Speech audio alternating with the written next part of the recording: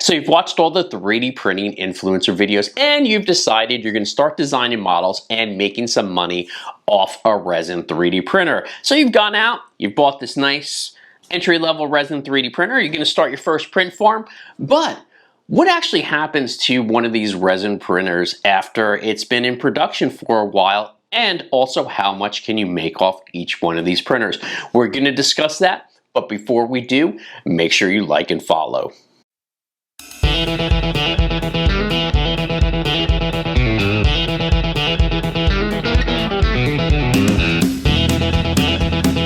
So we went down to our print farm and we pulled one of our oldest resin printers. This one is about 2 years old. And as you can see from the newness and shininess, this one's a little beat up on the outside. This is pretty much covered in almost like a coat of resin. You know, it's a production machine, guys, so remember that. It's the shroud is pretty much covered in a coat of resin. Now, like I said, when you watch these influencers, they're always showing you these beautiful machines, right? But when you get into production work, your machines are not going to look like this when you're making them. They're going to look like this.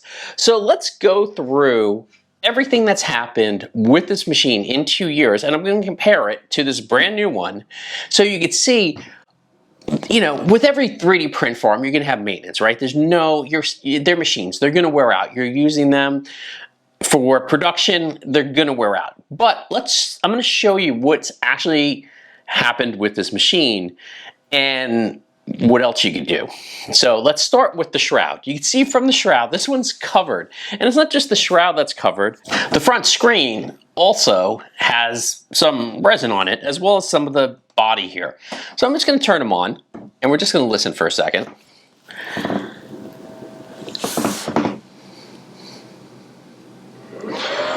So I don't know if you could hear that, but that's the fan, okay? So you can see the screen. You can see that there is some shininess, and we'll show that up close. Now we're going to turn this one off. Let's turn this one on and listen to the fan.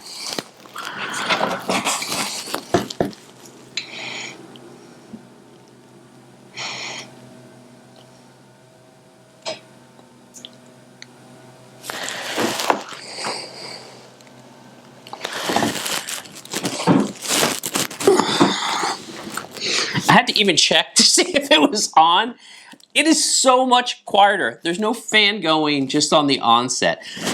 This one sounds tired. This one sounds like it's young and healthy, right? This one's been around the block a few times. It's number one. So we can tell the difference in the outside appearance. This one's covered in resin, this one's not.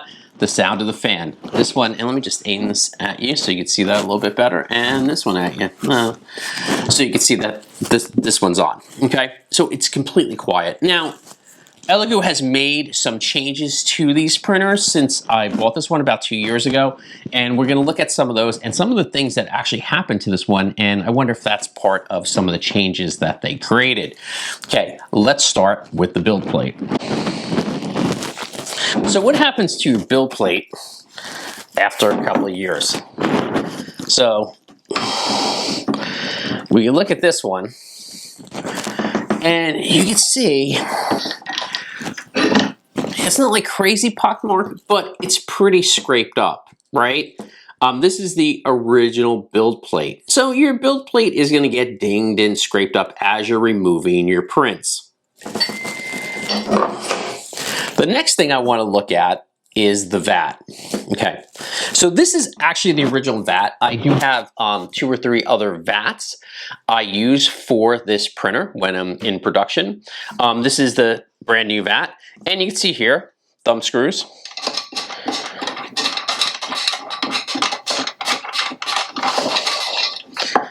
Come right off, and sort of a design change. They're only threaded at the bottom. Now, these thumb screws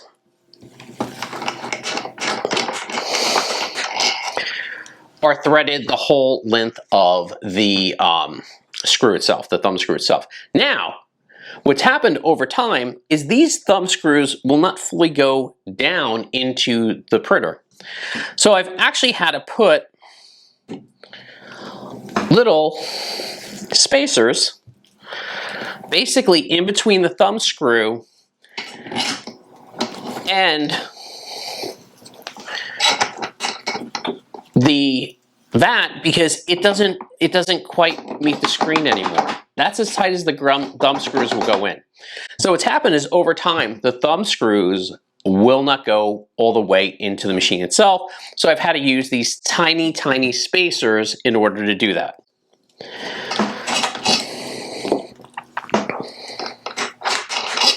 Okay. The vat itself, they made a few design changes to it. Whereas you can see with this one, it doesn't have a little sort of pour out edge. Where on this new one, and even some of the replacement ones you buy, you can see a little edge that actually helps you pour out your resin. So, I mean, it's a little beat up, but not overly used. Right? We've replaced the film probably, I don't know, 5-6 times on this as we've gone on to it. Next, we're going to look at the screens. So on this one, I'm going to lean this forward and we'll show you a close-up of this. You can see on the older one, brand new one, screen looks beautiful, right? Brand new. This one, as you can see, as the film has gotten leaks in it, or we've gotten leaks in the tank, right, in the resin vat, some resin has actually gotten on the screen.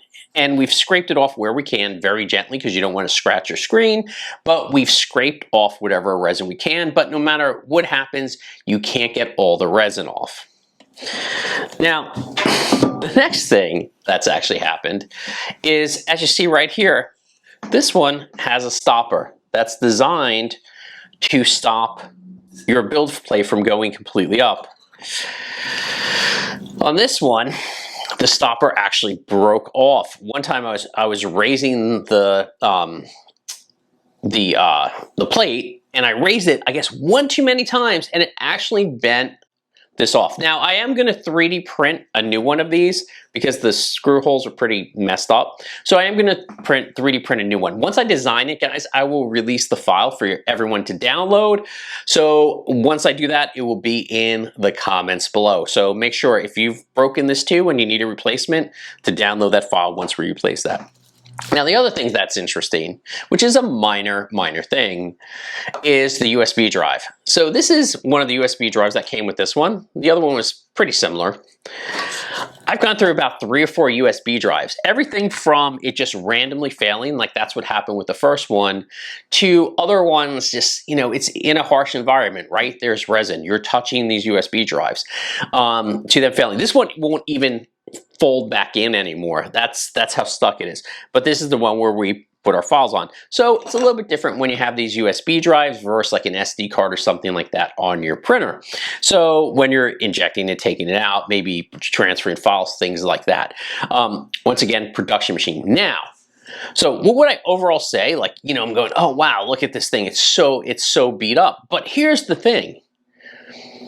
This basic resin 3D printer, the Elegoo Mars 3, is right now a $200 printer. It's probably like maybe like $250 when I bought it, maybe even $300. It's a $200 printer on Amazon. Here's the thing. This thing still works and prints really great files, even with all this going on. Now, like I said, this is a production machine. So it's meant to be like this. When you watch the influencers, this is what they're showing you they're doing stuff on. They're not showing you a production machine. This is what your machine, if you're actively producing product in, resin 3D prints, in a couple of years, it will look somewhat like this. Maybe not exactly like this. Maybe you won't lose that, or maybe you won't get, maybe you'll change your film more so you won't get a leak, or you won't experience that and you won't get resin on the screen. But at the end of the day, it's a production machine and it will be worn and you'll need to replace parts. You'll have little fixes, such as the thumb screw with this little spacer in between that I've added. But as you see, Elegoo has made changes to it. They've changed this top. They've changed the thumb screw. They've changed the vat. Things to actually make this a better product. So now let's talk about how much I've actually made off this 3D resin printer. So how much revenue have I made off this 3D printer? Probably about $4,000 to $5,000 worth of revenue. Now remember, that is revenue. That is not what went into my pocket, right? Because remember, with 3D printing, there is expense, right? We have all the resin, we have things like the film, there's maintenance on the machine, there's electricity in your print farm, things like that.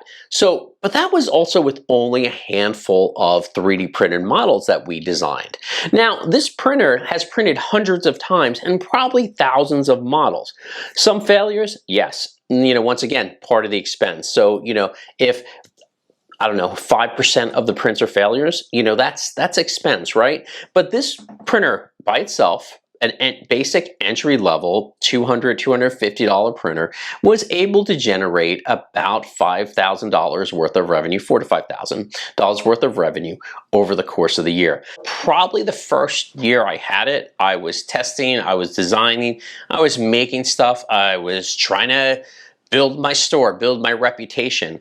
Now, like I said, when you watch influencers, you see these beautiful new machines and the techniques they're showing you. You never see what a production machine looks like. And this is what your machine is going to look like after a couple of years of use. Everyone, if you enjoyed this video, make sure you like and follow Make or Build It. And remember, keep on making.